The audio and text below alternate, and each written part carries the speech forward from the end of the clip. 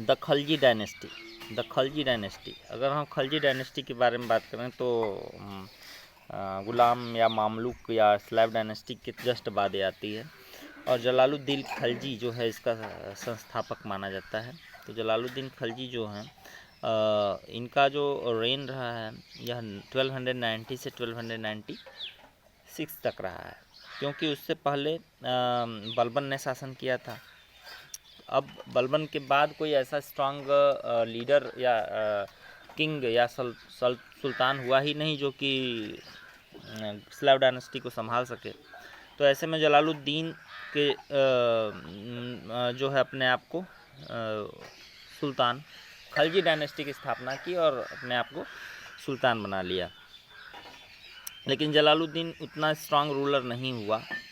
इसने स्थापित तो कर लिया, मौके का फ़ायदा उठा करके अपने आप को स्टेबल कर लिया, लेकिन अपने किंगडम को संभाल नहीं सका ठीक ढंग से। इसके बाद अगर हम देखें तो जलालुद्दीन जो है, जलालुद्दीन का जो नेफ्यू था या यूँ कह लें भतीजा था, वह और उसका दामाद भी था जिसका नाम अली गुरसाप था। उसी को अलाउद्दीन के नाम से भी जाना जाता है। अली गुरसाप उसका पहले नाम रहा, बाद में इसको अलाउद्दीन के नाम से जाना गया। यह बहुत ही ज़्यादा खतरनाक, धोखेबाज, चालाक और सनकी था, जिससे कि इसने जो भी किया वो काफ़ी मन लगा कर किया। अलाउद्दीन की अगर हम बात करें तो अलाउद्दीन खिलजी जो है सबसे पावरफुल शासक हुआ खलजी डायनेस्टी का।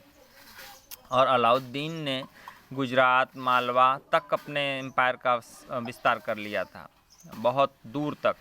अलाउद्दीन जैसे कि ये अगर हम मैप देखें, इंडिया का मैप देखें तो इंडिया के मैप में ये मालवा यहाँ है, गुजरात यहाँ है। तो दिल्ली से लेकर के ये मालवा और गुजरात तक बहुत बड़ा एरिया इसने कवर कर रखा था। तो आगे देखें, फिर इसने अलाउद्दीन ने मार्केट कंट्रोल किया। मार्केट कंट्रोल का मतलब एक एक चीज़ का उसने दाम फिक्स कर दिया, सुई धागे तक का दाम फिक्स कर दिया, खाने पीने की चीज़ों का दाम फिक्स कर दिया। कोई भी एक चीज़ मिलावट का सामान नहीं बेच सकता था, कोई भी एक पैसा से ज़्यादा महंगा सामान नहीं बेच सकता था। अगर कोई पकड़ा जाता था तो इसके जगह जगह पे स्पाइसीज मतलब कि गुप्तचर लगे रहते थे, और जो भी पकड़ा जाता था कानून को तोड़ते हुए उसे बहुत भयानक सज़ा दी जाती थी। वैसे ही एक बार मिलावटी घी कोई बेच रहा था तो उसको वही मिलावटी घी पीने की सज़ा दी गई, और पीते पीते तब तक पीने की सज़ा दी गई जब तक कि इसकी मौत ना हो जाए। तो इस तरीके से भयानक दंड दिए जाते थे अलाउद्दीन खिलजी के समय में। और मार्केट कंट्रोल करने के पीछे एक बड़ा वजह यह था कि उसके पास बहुत बड़ी आर्मी थी, और उसको अगर मार्केट कंट्रोल रहेगा, चीज़ों का दाम सीमित रहेगा, तो उसे कम से कम सैलरी देनी पड़ेगी, और कम से कम सैलरी में ही उसके सैनिकों का घर बार चल जाएगा। इसलिए उसने मार्केट कंट्रोल किया। इसके बाद अलाउद्दीन खिलजी ने दाग और चेहरा की भी परंपरा शुरू की, क्योंकि उसके पास बहुत बड़ी आर्मी थी और आर्मी में रिफॉर्म मतलब सुधार करते हुए उसने यह काम शुरू किया। दाग का मतलब घोड़ों पे दाग लगाने का, यानी ठप्पा मारने का काम, जिससे कि उसके घोड़े का पहचान हो सके। और चेहरा का मतलब होता है हुलिया का रिकॉर्ड रखा जाता था कि ये चेहरे पे इसके ये दाग है, यहाँ कट्टे का निशान है, इतना लंबा है, इतना वजन है, इस तरीके से पूरा डिटेल रखा जाता था। अब इसके बाद अलाउद्दीन के बाद कोई स्ट्रांग आया नहीं, और फिर इसके बाद तुगलक डायनेस्टी की शुरुआत हो गई। तो गयासुद्दीन तुगलक जो है सबसे पहले आया, और गयासुद्दीन तुगलक जो है सबसे पहला शासन बना तुगलक डायनेस्टी का। और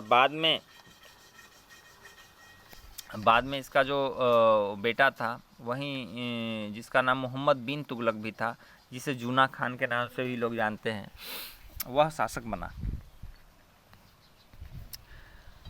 मोहम्मद बिन तुगलक की अगर बात हम करें तो मोहम्मद बिन तुगलक ने जो बहुत सारे नए चीज़ों को इंट्रोड्यूस किया, लेकिन एक कमी ये थी कि जो भी चीज़ें वो सोचता था वो समय से बहुत बाद की चीज़ होती थी, यानी कि सोच तो उसकी सही थी लेकिन समय सही नहीं होता था, यानी कि लोग उस चीज़ के लिए मानसिक रूप से तैयार नहीं रहते थे।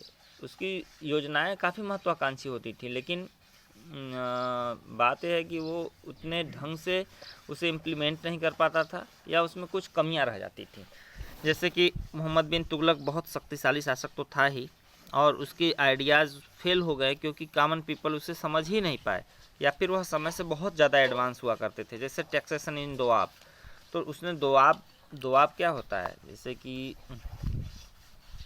ये है अपना कंट्री इंडिया, और दोआब कहाँ है, ये गंगा नदी है और ये यमुना नदी। तो गंगा और यमुना नदी के बीच में जो जो जो स्थान है, दो आब मीन्स दो पानियों के बीच में जो जगह है वो ये दोआब हो गया।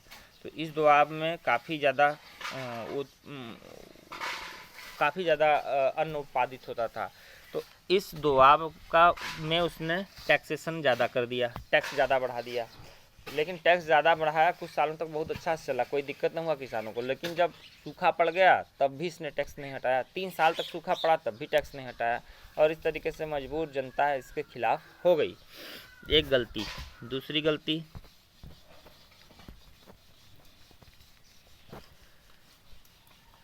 दूसरी गलती इसकी ये हुई कि इसने अपने कैपिटल को दिल्ली से दौलताबाद कर दिया। ये है कंट्री इंडिया, ये है दिल्ली और ये है दौलताबाद। तो दिल्ली से दौलताबाद की दूरी बहुत ज़्यादा है। सचमुच में अगर दिल्ली इसने हटाया क्यों, क्योंकि दिल्ली पे मंगोलों का आक्रमण का खतरा बना रहता था। दिल्ली विदेशियों के टच में था, इधर से आ सकते थे हमलावर, इसलिए इसने राजधानी को सही जगह पे शिफ्ट करने की कोशिश की, क्योंकि इधर समुद्र है, उधर इतना बड़ा देश, तो यह सुरक्षित तो रहता ज़रूर। लेकिन समस्या ये थी कि ये ऑफिशियल्स को हटा देता, अधिकारियों को हटा देता, कर्मचारियों को हटा देता, यह कागज़ जितने भी दस्तावेज थे, कागज़ थे, पेपर्स थे, उसको हटा देता, तो आसानी से यह सफलतापूर्वक दिल्ली को दौलताबाद शिफ्ट कर देता। लेकिन इसने थोड़ी सी गलती की, इसका मतलब ऑफिस शिफ्ट करना था, यहाँ इसने जनता को शिफ्ट कर दिया। लोग बताते हैं कि लोगों को पैदल ज़बरदस्ती हटा दिया गया, और जो लोग नहीं गए मौत के घाट उतार दिया गया, फिर जो उनको ज़बरदस्ती भेज दिया गया, जो लोग नहीं गए उनको घोड़े या रथ में बांध करके घसीटते हुए दिल्ली से दौलताबाद ले जाया गया, और वहाँ पहुँचते पहुँचते सिर्फ उनकी कुछ हड्डियाँ ही बची थीं, मतलब घिस करके लोग मर गए। और यहाँ का क्लाइमेट एकदम अलग, ठंडा गर्म वाला, और यहाँ का एकदम हॉट एंड ह्यूमिड वाला, क्योंकि इधर समुद्र है। तो यहाँ के बोली चाली भाषा और यहाँ के बोली चाली भाषा में बहुत का फ़र्क। इधर साउथ इंडियन बोला जाता है, उधर जो है नॉर्थ इंडियन बोला जाता है, और इधर के क्लाइमेट उधर क्लाइमेट, यानी कि लोगों को लगा कि बीमार लोग रहने लगे और थके हुए थे, 3-6 महीने की यात्रा करके पहुँचे हुए थे। तब तक इसने आर्डर दिया कि नहीं, यहाँ आना ठीक नहीं है, गलत है, यहाँ सिर्फ अधिकारी ही रहेंगे, दस्तावेज ही रहेगा, बल्कि वो भी नहीं रहेगा। और फिर उसने आए हुए लोगों को, दिल्ली से दौलताबाद आए हुए लोगों को, फिर उसने दौलताबाद से दिल्ली भेज दिया वापस। तो इस तरीके से इसका दिल्ली से दौलताबाद जाने का जो शिफ्टेशन था वह फेल हो गया। वह सिर्फ अगर पेपर्स को शिफ्ट किया होता, अधिकारियों को शिफ्ट किया होता, तो इतनी दिक्कत नहीं होती। फिर खुसरान का एक्सपेंशन और इंट्रोडक्शन ऑफ टोकन करेंसी, यानी कि इसने टोकन करेंसी चलाई, यानी कि एक ऐसी करेंसी चलाई जिसमें कि लोगों को सस्ते सिक्के बनाने की, क्योंकि इसने स्पेशल करेंसी चलाई जिसमें सोने और चांदी के सिक्के इसने चलाए। तो लोग सिक्के से ज़्यादा कीमत उस सिक्के के सोने की हो गई, तो लोग क्या किए कि उस सिक्के को पिघला करके अपने घर में सोना चांदी इकट्ठा करने लगे। जब इसको पता चला कि इस तरीके से सोना चांदी पिघला करके लोग इकट्ठा कर रहे हैं, तो इसने उन सारे सिक्कों को हटा करके तांबे के सिक्के चलाए। तो लोग अपने घरों में तांबा गला करके वैसे ही सिक्के बनाने लगे, यानी पूरी अर्थव्यवस्था कोलैप्स हो गई, ढह गई। और इस तरीके से इसका ये जो टोकन करेंसी का जो प्लान था वह फेल हो गया, है ना। तो फिर इसके बाद खुरासान एक्सपेंशन और कोराचिल एक्सपेंशन। यह ऐसे जगहों पे इसका एक्सपेंशन हुआ जैसे कि ये हमारे हिमालय का ये वाला जो हिस्सा है ये काफ़ी ठंडा होता है, और यहाँ से यहाँ तक का जो जैसे अगर हम ठंडे प्रदेशों में हमला करें या जाएं उधर, तो वो ठंडी हम लोग झेल नहीं पाएंगे, उस ठंडी को झेल नहीं पाएंगे, और गलत समय पे गलत मौसम में अगर जाएंगे तो और ज़्यादा होगा, क्योंकि आदत नहीं उतनी ठंडी सहने की।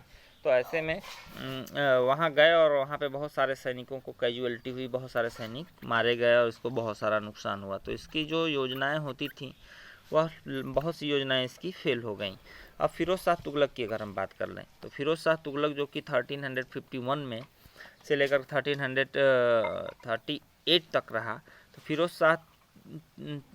शाह तुगलक ने इक्ता, बड़े बड़े इक्ता दे दिए। इक्ता मतलब ज़मीन होता है, किनको दे दिए? नॉवेल्स को दे दिए, जिससे कि वो उनसे सपोर्ट हासिल कर सके, ज़रूरत पड़ने पे युद्ध के समय में उनसे सपोर्ट हासिल कर सके। फिरोज़ शाह तुगलक जो है,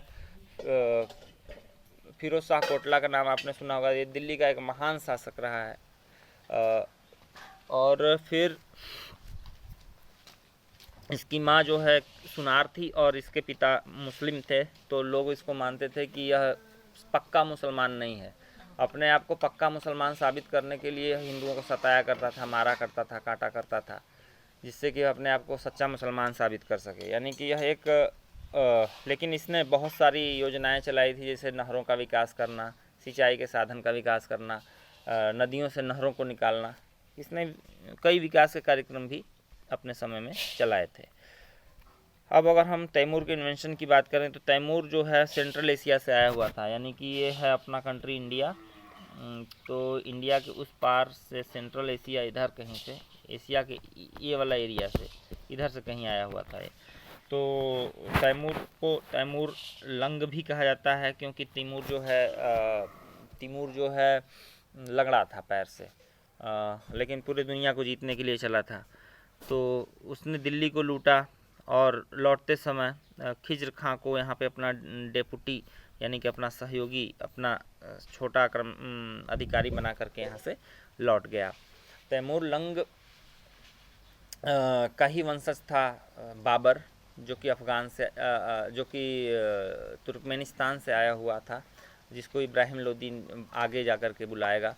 और चंगेज़ खान, जो कि चंगेज़ खान उस बाबर की नानी का परिवार का था, यानी चंगेज़ खान बाबर का नाना था और तैमूर उसका दादा था। इसलिए बाबर इतना लड़ाका, इतना भयंकर वॉरियर बन पाया। दोनों तरफ से मार काट करने वाले ही लोग थे, इसलिए इसकी जो नस्ल है वो काफ़ी ज़्यादा लड़ाका निकली। ठीक है, ये वीडियो होता है समाप्त, फिर मैं नेक्स्ट वीडियो आपको ऐड करता हूँ।